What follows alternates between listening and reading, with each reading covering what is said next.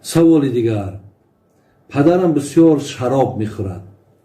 در خانه بدبختی های زیاد میکند. با او میگوییم که بس کن، میگد 60 که در آمدن بس میکنم. حاضر 52 ساله است. چیکار کنیم بابا جان؟ پسر زنا کند، در وقت زنگیری با او 40 دختر نصیب میشود. بسیار ضرور است. میگویند که حدیث پیغمبر است که کسی در حالت بوسکشی از دنیا گذرد به ایمان میگذرد. آیا این درست است؟ شکل خواندن جنازه، نیت برای زن یا طفل و یا نیت از پشت امام رو میگفتید. التماس بابا حاجی خیلی مهم است. سوال دیگری که آمده است، میگویند که حدیث پیغمبر است که کسی در حالت بوسکشی از دنیا گذرد به ایمان میگذرد. آیا این درست است؟ یعنی در حالت بوسکشی اگر همون نفرهایی که در همون میدانن بوز میکشن، اگر کسی گذشت میگه، یعنی گویا که وای حرام مرده باشد. نه برادران عزیز، این گپ خطا است. فقط من برای آدمانی که بوز میکشن و همین کار بسیار شغل دارن، محبت دارن، این قدر گفتنیم که برادران عزیز و گرامی، شما در همون حالتی که به همین کار سرگرمی همین کارین، برای چی بوسکشی را تا این روزا مقصد نادرست میگن؟ علتش در همینه که وقتی که در حق حیوان ها جبر میشود، یعنی وقتی که همون اسب بینین، ما که در نوارها دیدم، من راستی اولی خیلی زنده شا تماشا نکردم، لیکن در نوارها میبینیم که در سر اسب، در میان اسب، در پشت اسب، حتی در پهلود رقیبی که مثال میخواهد هم بزای تو گیرد، او کسا با همون قمچین زدن، حقارت کردن. بینین خیلی و خیلی برادرای عزیز، ان همین کارها بگیم الکی همین بوسکشی را از نگاه دین نادرست کردگی. ولی کسی در این معرکه اکای دنیا گذرد و حرام میبرد، نه برادران عزیز، و به ایمان نمیبرد. یعنی در اینجا به ایمان مردن نیست، یا در اینجا نامسلمان مردن نیست، و الحمدلله و مسلمان است. فقط از همین کار، همین معرکه را خالی کنین، انشاءالله بسیار بد نیک می شود، بسیار خوب می شود. الهی مهربان نگهبانتون باشه. سوال دیگر: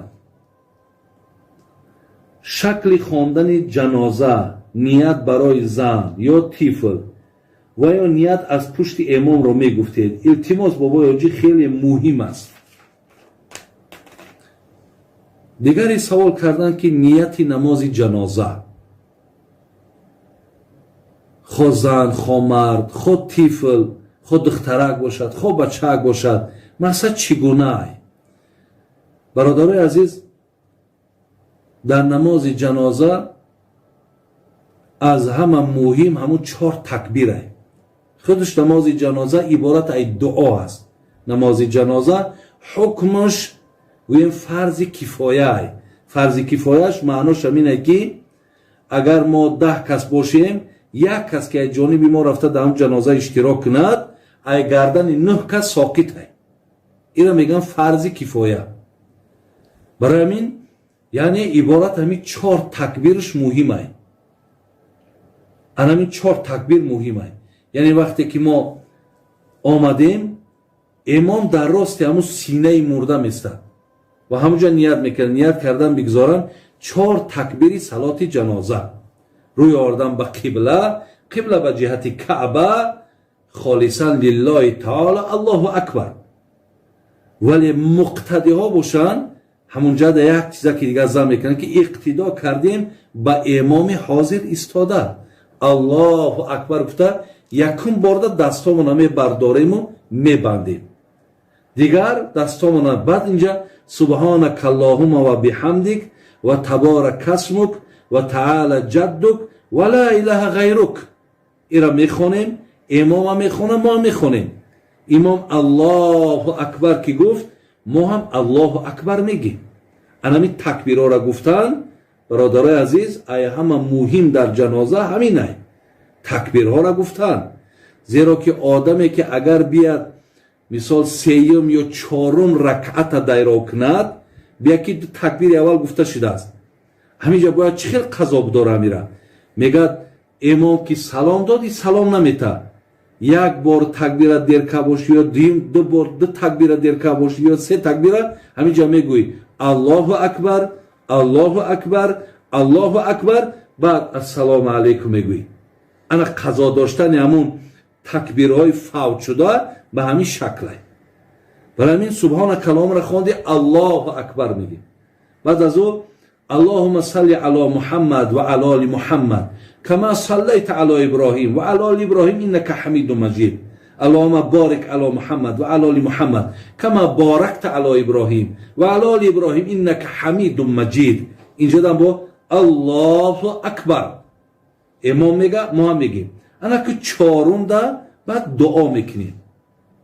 اونهاش هم که دعا بودن ولی چهارم ده بعد انا برای آدمای کلان، خواه مرد باشه خواه زن، یعنی آدمایی که سین بلاغت در رسیدن، خرد نیستن. اللهم اغفر لحینا و میتنا و شاهدنا و غائبنا و صغیرنا و کبیرنا و ذکرنا و انسانا. اللهم من احییته منا فاحییه علی الاسلام و من توفیته منا فتوفه علی الایمان. همینم برادرای عزیز هم در سنن امام ترمذی آمده است و هم در سنن ابو داود آمده است. همین دعایی که من خواندم. باز برادرای عزیز و گرامی برای با پرتر معلومات پیدا کردن تون انا در سنن ابو داود در حدیث 3201 آمده است، در سنن ترمذی در 1024 آمده است. ولی در صحیح مسلم و با در سنن ترمذی از جناب عوف ابن مالک اشجعی آمده است که پیامبر را در یک جنازه شنیدم که این گونه دعا کردن در جای می اللهم اغفر لحینا. اگر این دعا را که کنین جایز بوده است.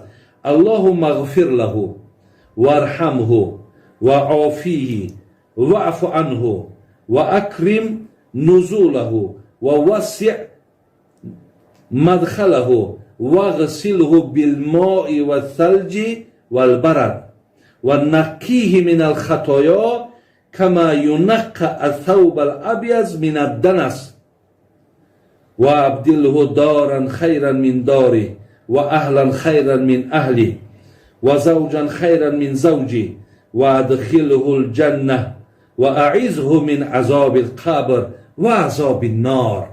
همین عوف ابن مالک اشجعی میگه من همین دعا را از پیغمبر در یک جنازه شنیدم.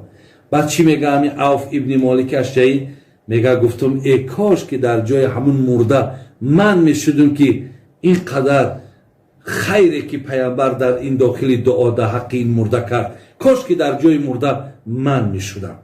یعنی این ترشم برادر عزیز هست که اگر از اینها شما مثال استفاده برید.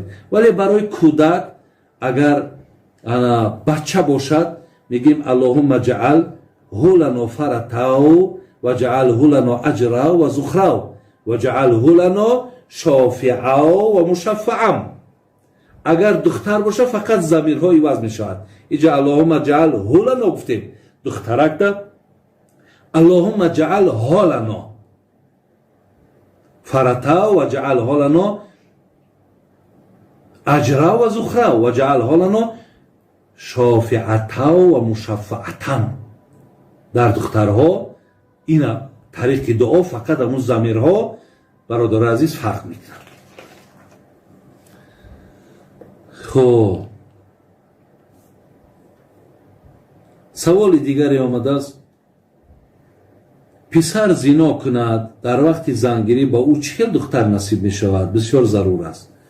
اکی یک کار از برادرای عزیز که бисёри бачаҳое ки гӯем бисёр ба корҳои нодуруст, бисёр ба як хислатҳои бад машғуланд, бо инҳо дар замони зангиришон бо аз духтарҳои бисёр хонашину духтарҳои мақсад бисёр бигем аку ҳозирада ки мекобанд, аз духтарҳои хона мақсад бихоҳанд интихоб кунанд. лекин бародари азиз ва гиромӣ, маслиҳати ман ба шумо ҳамин аст ки вақте шумо агар даст ба зино бизанед, баъдан зан бигиред, ин зино ба худаш як бигем бо дар ҳамон одам як ширинӣ дора ки ҳам як бо майл дора, бо як бигем одат мешавад. анами қа бадбахтӣ дора ки дигар занам ки бигирӣ аллакай дар хуни ту ё дар андешаи ту ҳамон корҳои ҳаром ҳаст. барои ҳамин дар зиндагӣ бисёр халали калон метавад. саволи дигар: падарам бисёр шароб мехӯрад, дар хона бадбахтиҳои зиёд мекунад. ба ӯ мегӯем ки бас кун, мегӯяд 60 ки дар омадан бас мекунам. ҳозир 52 сола аст. чӣ кор кунем бобоҷон? аку бародари азиз, бигем ҳазл кунем, агар бигем ин 52 сол ин мардак арақ нӯшид, агар 60 ният кабуша 8 соли дига монда. ака 8 соли дига дар баробари 52 сол, ин 8 сол шавм ха гапи нест. агар ба шарте ки инҷа дар шумо бигенаш ки ба шарте ки падар, агар ту ин тасмиме ки гирифтай, ин нияте ки гирифтай, агар ба шарте ки ту ба 60 бирасӣ, агар ба шарте ки дар ҳамун 60 агар ту аз ҳамин кор даст бикашӣ. лекин аз худо умед аст бародарои азиз, вақте шумо ори фарзандо дошта бошад, шумо метавонед ки сади роҳи инро гиред. яъне ин кор ягон манфиат надорад. ман донам ки дар саломатит хуб боша, ман донам ки дар корат ягон барору баракатия, бугум ки хай чаққаш нашем. лекин аку падарои азиз ё модарои азиз, охир шумо як сармашқи ё як мисол ё як бигем сарпӯшаи хонаед. вақте шумо ба ин корҳо даст мезанед, баъдан мисол ай фарзандо, шумо чӣ талаб доред? дига умр ба 52 расид, худо парда куна, дар ҳамин байн яке бемор мешай, баъд давоми умрта дига ин фарзандо аҳамиятат наметаҳанд. мега ха як падари ман як одамем шаробнӯш буд, дига ҳурматат намекуна, эҳтиромат намекуна, бемордорид намекуна. ана ҳамин чизҳои зишташ ҳаминай. барои ҳамин модоме ки фарзандо хоҳиш карданд, мо ҳам аз шумо хоҳиш мекунем ки аз ин корҳо даст бикашед. ин корҳо ягон хайре надоранд.